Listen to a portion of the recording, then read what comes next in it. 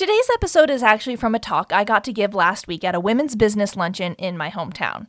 It was definitely a very nerve-wracking experience, but overall, I do think it was well received. And so its message is one that I wanted to share with you all today. Welcome to Drawn, the podcast that draws you in with stories of hope, healing, and even a little hustle while battling anxiety and depression. Think you have to wait until you've conquered your mental illness to start living a joyful, meaningful life? Think again. Conquering your mental illness is part of living a life you love, and we're going to figure it out together. I'm Katie Rochetko, and this is Drawn. We all have things that we have to do regardless of whether or not we're ready. I mentioned that I got to give a talk at a women's business luncheon, and I was definitely not ready to do that. It was the first time that anybody had asked me, the creator of the Drawn Collection, host of the Drawn podcast, to come and speak on mental health to the public. Now, I'm not shy about mental health, but I've always been able to do it from the protection of social media, the computer screen, the phone, even this podcast that you're listening to. I mean, there's definitely space between me and the listener that makes it a little less scary. Standing before a group of a dozen women or so, seeing their faces as I'm talking about mental health, that is something that I have not had the opportunity to do yet. So I didn't feel ready, and yet when my friend asked me if I would speak at this event, I definitely said yes without even thinking twice about it. But that's probably because I'm a people pleaser and saying no to people is not necessarily my strong suit. So it was only after I agreed to give the talk that I kind of realized, oh no, what have I gotten myself into? Because there's absolutely no way I could talk about mental health in front of a group of strangers. I mean, who am I? I don't even have more than 200 followers on my Instagram account. I'm nobody. But I'd said yes, and I am a woman of my word, and so I agreed to do it, and I stuck with it. But honestly, I am so glad that I had said yes and that I didn't let my fear or my insecurity get the better of me, because it really was an awesome experience and I loved being able to share my story, and I did get some positive feedback, which is always nice to hear. So I hope this is definitely a lesson that you guys will take with you too, wherever you're listening at right now. So today I want to talk to you about this idea that I have called no such thing as ready. As you all know, I have anxiety and depression. I was diagnosed with both about 3 years ago and have been taking medication and going to therapy ever since. And even though my diagnosis is recent, anxiety is definitely something that I have struggled with my whole life. I already told you that I'm a people pleaser, but I also should warn you that I'm also a type A control freak, Enneagram 3, that is the achiever. I am just somebody who hates not knowing what's coming. I don't do well with change. And I really don't like surprises. So of course, graduating from college was a lesson in all three of those, and it wasn't a lesson I passed very easily. Now obviously, for all the reasons that I just listed, you can imagine that I was a really good student. I mean, people might call me a nerd because I genuinely loved my college classes. Social life was great too, but I enjoyed listening to my professors and learning from them. I enjoyed writing papers and turning in video projects. So kind of throughout my whole college career, I won the right awards, I graduated with the right GPA, I impressed the right teachers, got the right recommendations, had the right boyfriend who eventually became my husband. Seriously, I think everything about my academic career on paper said that I was a shoo-in to get a great job right out of college. But that's not exactly what happened. In fact, the job that I'd basically put all of my eggs into, that I thought there was no way I couldn't not get it because I had so many good recommendations and my resume was impeccable, they told me the day before I graduated from grad school that they were going with a different candidate. Yeah, as you can imagine, my soul, my ego, it was crushed, and it honestly kept getting crushed day after day that I didn't get a job. Now, this chapter of my life is definitely a podcast for another time because there are so many life lessons that I want to unpack for you. But let me just summarize this chapter by telling you that it was a very, very low point in my life, and I just kept spiraling lower and lower and lower. One of the things that was hardest about this season is that no one knew what I was going through. I did a pretty good job at keeping my social media positive, under the pretense, of course, is that I want to exude positivity into the world rather than negativity. But of course, positivity can also be a mask when you're going through something and you don't want people to know. And that's what I did. I didn't let anyone know what I was going through, the loneliness that I was feeling. Based solely on my Instagram, I looked like I was doing great. I made producing at 3 a.m. in a brand new city where I knew no one actually look probably pretty glamorous. I made my relationship with my husband, or he was my boyfriend at the time, look easy despite the fact that we were 13 hours away from each other and doing the long distance thing, and it was definitely not as easy as I tried to make it look on social media. And I also made sure that I took lots of photos with friends to hide how lonely I was. And then, of course, when I did become a reporter, this dream that I'd been working towards my whole life, I took lots of photos with me and my video camera after an interview, just living my best life, #living the dream. But inside, I was really in crisis mode. I was seriously barely hanging on. There was a lot of fear of failure, a lot of fear of the unknown. There was just so much worry over whether or not I'd be good enough, whether that was being a good enough wife or being a good enough reporter. And all of these fears and anxieties, I kept having this reoccurring thought that I must not be ready because it's hard. That teeny tiny little bit of rejection that I had after I graduated from college when the job that I really wanted decided to go with somebody else, that tiny rejection tapped into a part of me that I didn't even know was there because I had really been so confident throughout most of my academic career. But when I got that rejection letter saying that they went with somebody else because they didn't think I was ready, all of a sudden that's what kept going through my mind over and over and over again with every single opportunity that came my way, right? I must not be ready to graduate. I must not be ready to move to Illinois. I'm not ready to be a reporter. I'm not ready to get married. Those were kind of the big things that happened in those 2 years between 2016 and 2018. And you know what? I did them all anyways. And I know that if you're listening to this podcast right now, you can immediately think of an example in your own life when you did something despite not feeling 100% ready. Maybe you're a mom and you cannot tell me right now, hands down, that you were 100% ready to bring that bundle of joy home and raise them into the children that they are today. I have a feeling that you didn't quite know what you were doing, but you did it anyways, right? Or business owners, that's another really common one. And you'd probably laugh if I asked you if you knew everything you needed to know about running a business from day one. So whatever that thing that came to your mind was that you did despite being ready, I want you to hold on to that mentality because that's the attitude I want you to take when you start talking about mental health. There's this stigma, right, with mental health, especially like anxiety and depression that says because you have anxiety and depression, you're less of a mom, less of an employee, less of a doctor, less of a teacher, less of a parent, less of a wife, less of a, you name it, right? You are not as good as you possibly could be in any of these areas in your life, personal and professional, because you have anxiety and depression.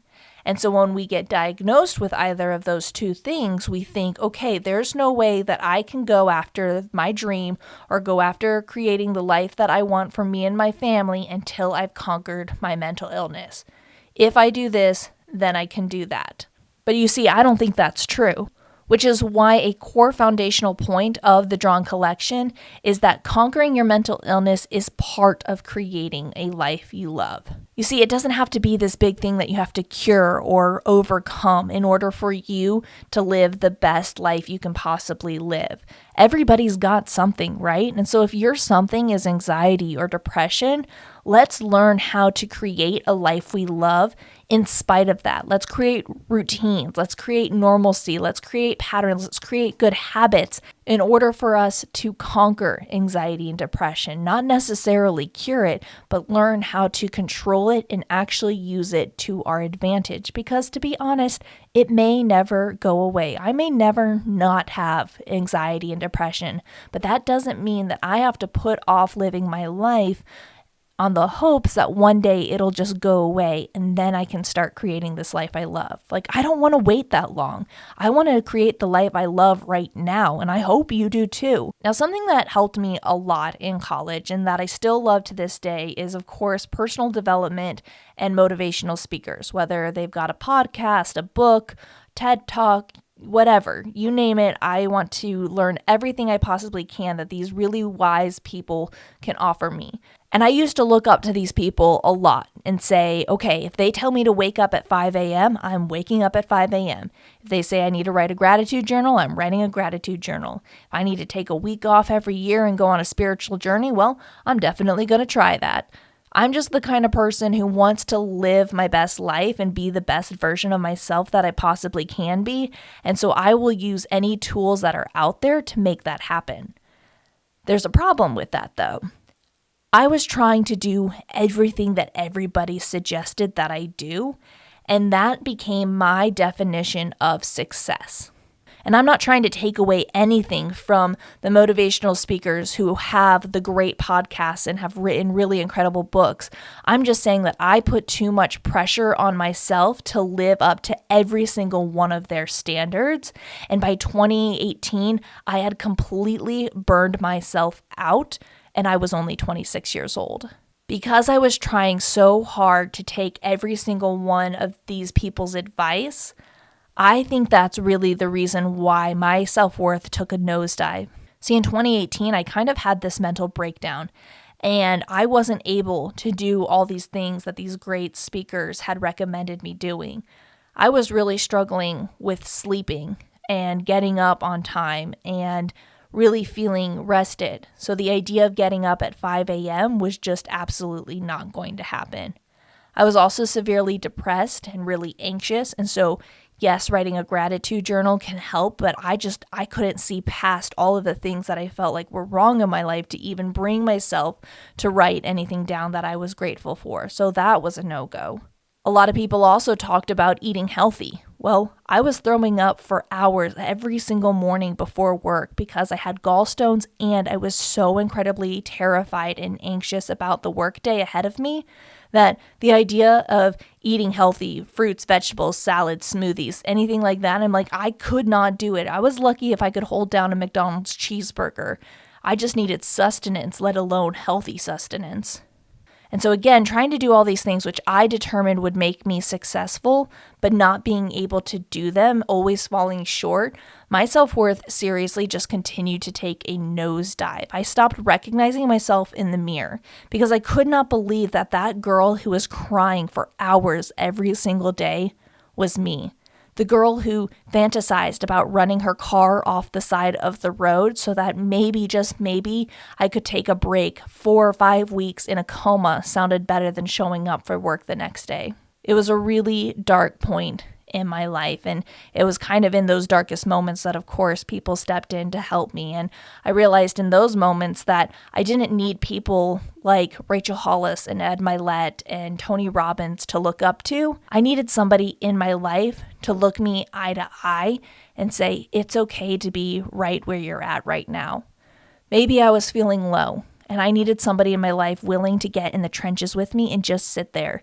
Not try to fix it, not try to tell me how I can fix it, but simply be okay with just being okay. I needed somebody to tell me that if my biggest accomplishment was simply going to work, then that was okay. Or maybe it was the weekend and my biggest accomplishment was the fact that I moved from the bed to the couch. That was okay too. And I'm really lucky because I had those people in my life. My husband, my therapist, my friends, my family, they rallied behind me and gave me reason to live, in all honesty, because they were okay with the fact that I was not the successful type of person that I thought I should be. They saw me as successful simply because I was me, and that was enough for them. So after almost a year of medication and therapy, I did begin to feel better. There was like this lifting of the veil. The wool was slowly starting to come off my eyes. And even though that multi-passionate creative person I'd been started to reappear in small doses, there was still that layer of doubt that I wasn't ready to return to my normal activities.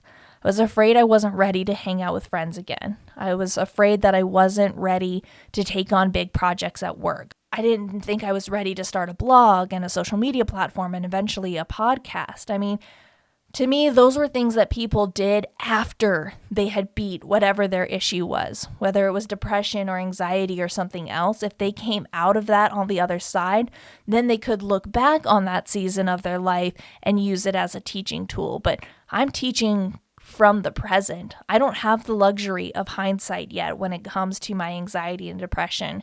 If I don't take my medication for just one day, I'm pretty good at convincing myself that everyone hates me, I'm terrible at my job, the world's about to end, and it's all my fault. Like, my emotions skyrocket out of control and become very irrational. I'm still a very anxious person who's learning how to manage it. And no, I'm not nearly as depressed as I was in 2018. Again, I'm on medication for that. But you know what? There are still days where I have a really hard time getting out of bed, even for things that I've been looking forward to for weeks. Sometimes the day will come and my anxiety and depression gets the better of me, and I think that it would be better if I just laid in bed. And so unfortunately, I'm notorious for canceling at the last minute because I'm afraid that I won't be able to be the friend that my friends need me to be. But you know what?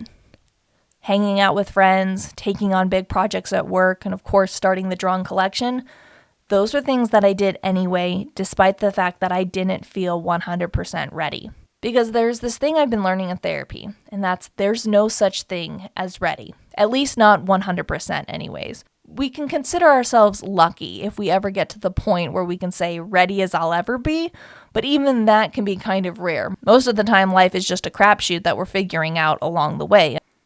You figured out being a mom. You figured out being a businesswoman or a businessman. You figured out how to be a mom. You figured out how to be a mom, and you're still figuring it out. You figured out how to be a businesswoman, and you're still figuring it out. You figured out how to... And I can look back on my life, as I know you probably can too, and see all of the ways in which you didn't know 100% what you were doing, but you figured it out anyways. I mean, as a kid, I was in the military, right? I was a military brat, so I moved every 2 to 3 years. I had to constantly figure out how to make new friends, how to find a new church, how to find a new best friend, how to create new communities. I figured it out. The same thing with moving to college. I mean, I was homeschooled. I did not know anything about public academics, and yet I figured it out anyways. And so whether it's a career move, or maybe it's a marriage, or maybe it's having kids, you'll figure it out too. And honestly, mental health is no different. You figured out how to live with anxiety and depression and still show up for work. And you know what? You're still figuring it out. That's exactly where I'm at. And that's why it's so important that we don't wait for ready before we take off and live that life that we've always wanted to live. I don't think we have to conquer our mental illness entirely before we can create that life that we love. I genuinely believe that conquering our mental illness is part of living a life that we love. And so with that, the only thing I have left to do is to simply ask you, are you ready? Thank you for listening to the Drawn Podcast, empowering women battling anxiety, depression, and other mental illnesses, where I believe we've been drawn together to create a life we love. You can find more amazing content at my website, KatieRochetco.com, or follow me on Instagram at The Drawn Collection.